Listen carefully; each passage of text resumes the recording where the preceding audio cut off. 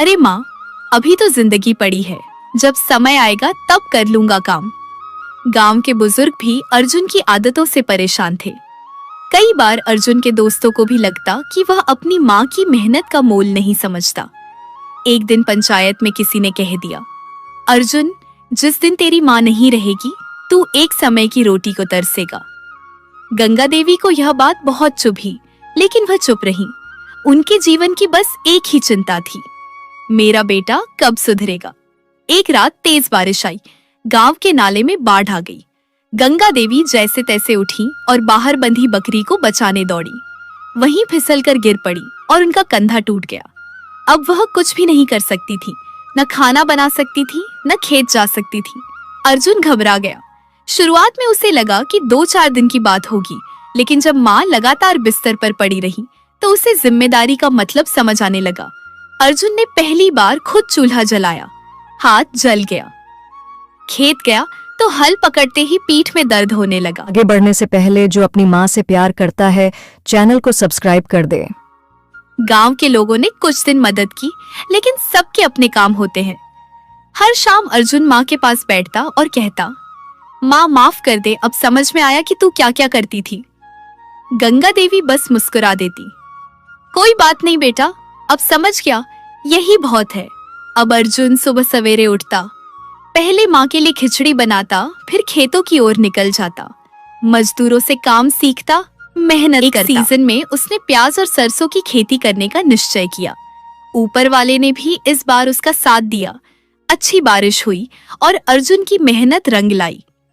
फसल लहलहा उठी और खेत सोने जैसे चमकने लगे। धीरे धीरे अर्जुन को खेती के सारे गुण समझ में आने लगे। वह जान चुका था कि बीज कब बोने हैं, सिंचाई कब करनी है और कैसे फसलों की देखभाल करनी है। उसने आसपास के गांवों से भी नई तकनीकें सीखी। गंगा देवी रोज खिड़की से बेटे को देखती, कभी उसे हल चलाते हुए, कभी मिट्टी में पौधों को संभालते हुए। उनके चेहरे पर संतोष की रेखाएं उभर आई थीं। अर्जुन की मेहनत अब पूरे गांव के लिए मिसाल बन चुकी थी। जो लोग कभी उसका मजाक उड़ाते थे, अब वही लोग उससे सलाह मांगने आने लगे थे। पंचायत के बुजुर्ग भी उसकी तारीफ करने लगे थे। अर्जुन ने गांव के नौजवानों को इकट्ठा कर खेती के आधुनिक तरीकों पर चर्चा करना शुरू किया। वह चाहता था कि पूरा गांव आत्मनिर्भर बने और हर घर में खुशहाली आए। अर्जुन ने बच्चों के लिए एक छोटी पाठशाला भी शुरू की, जहां उन्हें पढ़ाई के साथ साथ खेती के गुण भी सिखाए जाते थे। माँ गंगा देवी की आंखों में अब हमेशा एक चमक रहती थी। वह जानती थी कि अब अर्जुन सही राह पर चल पड़ा है।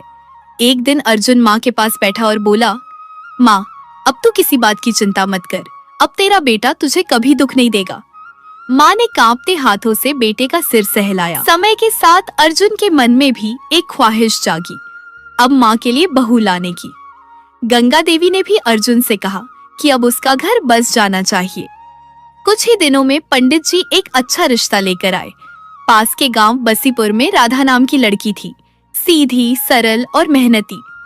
राधा खेतों का काम जानती थी, बड़ों का आदर करती थी और पढ़ी लिखी भी थी।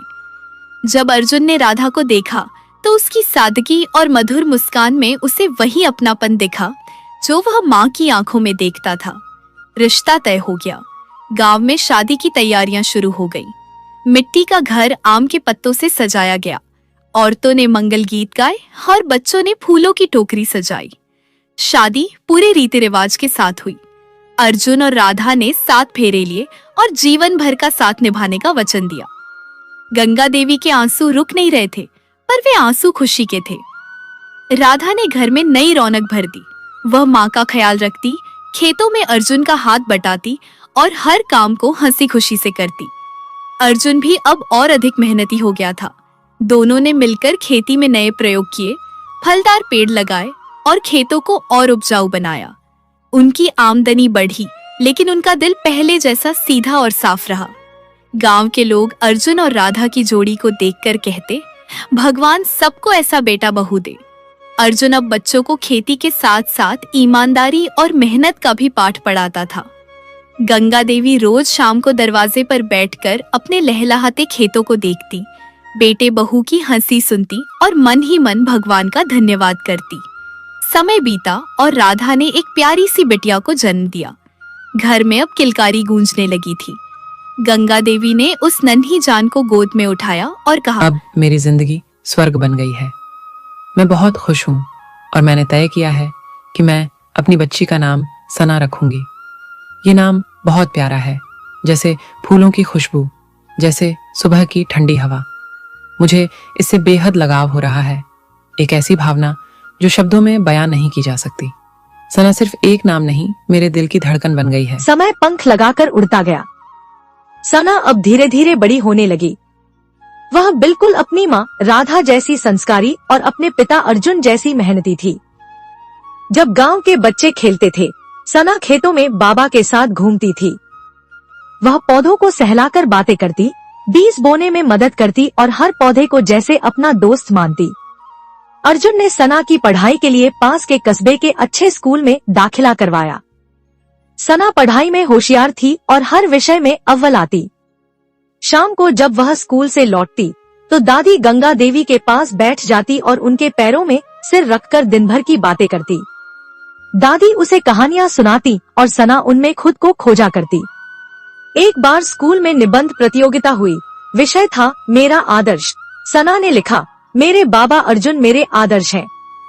उन्होंने खेतों को जिंदा किया, माँ को हंसाया और गांव को बदल दिया। उसका निबंध पहले स्थान पर आया और जब वह मंच पर बुलाकर पढ़वाया गया तो अर्जुन की आंखें भर आईं। अब सना 14 साल की हो गई थी। गंगा देवी अब काफी बूढ़ी हो चुकी थी, लेकिन जब सना उनके पास बैठकर पैर दबाती तो वो कहती, खुश रह मेरी लाडो, तेरे जीवन में कभी कोई दुख न आए। जो भी काम हाथ में ले उसमें तुझे हमेशा कामयाबी मिले। तेरा मन सादा और दिल बड़ा रहे, जैसे बचपन में है वैसे ही। हर कोई तुझसे प्यार करे और तू भी सबका मान रखे। और हाँ, माथे पे सदा सौभाग्य की बिंदी चमके, बस यही दुआ है। सना में गांव और घर की जिम्मेदारी उठाने की समझ कुदरती तौर पर आ गई थी। कुछ ही सालों में सना गांव में एक नई रोशनी बन गई।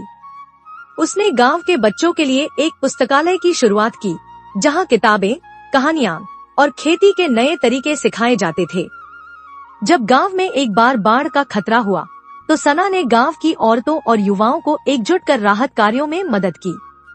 अर्जुन गर्व से देखता रहा कि उसकी बेटी अब गांव का सहारा बन चुकी है। गंगा देवी अब बहुत शांत हो चली थी। एक शाम सना उनके पास बैठी थी तो उन्होंने सना का हाथ पकड़ा और कहा, बिटिया, तू इस घर की लौ है। जब मैं न रहूं तब भी इसे जलाए रखना। सना ने उनकी हथेली को चूम लिया और बोली, दादी, आप मेरी सांसों में रहती हैं।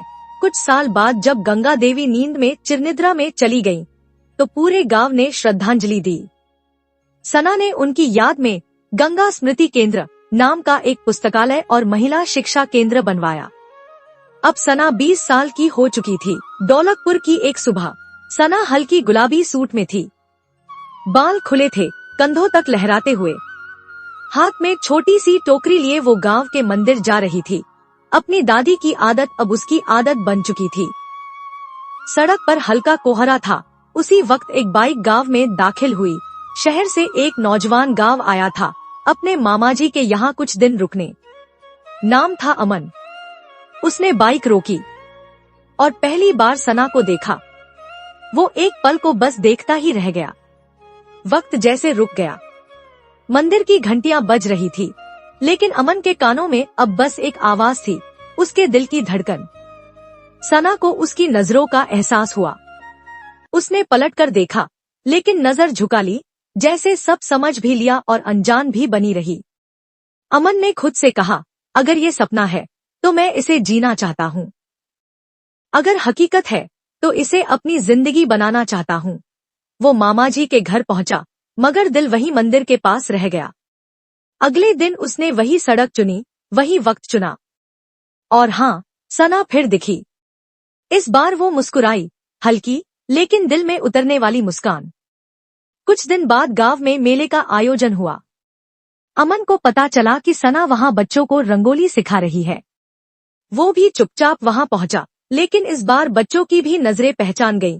दीदी, कोई आपको देख रहा है। सना मुस्कुराकर बोली, देखने दो, मैं भी तो अब उसे देख रही हूँ। शाम को सना घर लौट रही थी। पीछे से किसी ने धीरे से कहा, सना, जब से तुम्हें देखा है कुछ तो बदल गया है मेरे अंदर। तुम्हारी मुस्कान मेरे हर दिन को खास बना देती है और तुम्हारी आवाज दिल को सुकून देती है। मैं हर पल तुम्हारे साथ बिताना चाहता हूँ, तुम्हारी हर खुशी में शामिल होना चाहता हूँ। अब तो हर ख्वाब में बस तुम ही नजर आती हो। सना, मैं तुमसे सच्चा प्यार करता हूँ, दिल से, रूह से। क्या तुम मेरी जिंदगी का हिस्सा बनोगी? क्या तुम मेरी हो जाओगी? सना ने थोड़ी देर देखा, फिर धीमे से बोली, मुझे भी कुछ महसूस हुआ था, पर मैं नाम नहीं दे सकी। अमन बोला, अगर इजाजत हो तो मैं वो नाम बन जाऊं। सना की आंखें भीग गईं, लेकिन मुस्कान अब और गहरी थी। कुछ दिन बाद अमन अपनी मां को लेकर सना के घर आया। अर्जुन थोड़ा सख्त पिता था, मगर जब सना ने सिर झुकाकर कहा, बाबा, आज मैं आपसे दिल की एक बहुत ही अहम बात कहना चाहती हूँ। मैंने अमन को दिल से चाहा है, उसका साथ मुझे सुकून देता है। वो सिर्फ मेरा प्यार नहीं है, मेरी जिंदगी की राहों का हमसफर भी है। मैं जानती हूँ कि आपके आशीर्वाद के बिना मेरा कोई भी फैसला मुकम्मल नहीं हो सकता। इसीलिए मैं आपके सामने अपने दिल की बात रख रही हूँ। अगर आपकी रजामंदी हो तो मैं अमन से शादी करना चाहती हूँ। आपकी इजाजत मेरे लिए सबसे बड़ा वरदान होगी, क्योंकि आपके आशीर्वाद के बिना ये रिश्ता अधूरा है। तो अर्जुन ने सिर्फ इतना कहा, बेटी, तूने आज जो कहा वो मेरे लिए चौंकाने वाला नहीं बल्कि तसल्ली देने वाला है। मैं तेरी आंखों की चमक से कब का समझ चुका था कि तेरे दिल में कोई खास जगह बना चुका है। अमन, मैंने उसे देखा है, समझा है। उसके व्यवहार में इज्जत है, उसकी आंखों में सच्चाई है, और तेरे लिए जो सम्मान है वो हर पिता को सुकून देने वाला है। बेटा, ये रिश्ता अगर तेरे चेहरे पर मुस्कान ला सकता है तो मेरे आशीर्वाद की जरूरत उसे हर कदम पर मिलेगी। मुझे तेरी खुशी से ज्यादा कोई चीज प्यारी नहीं है।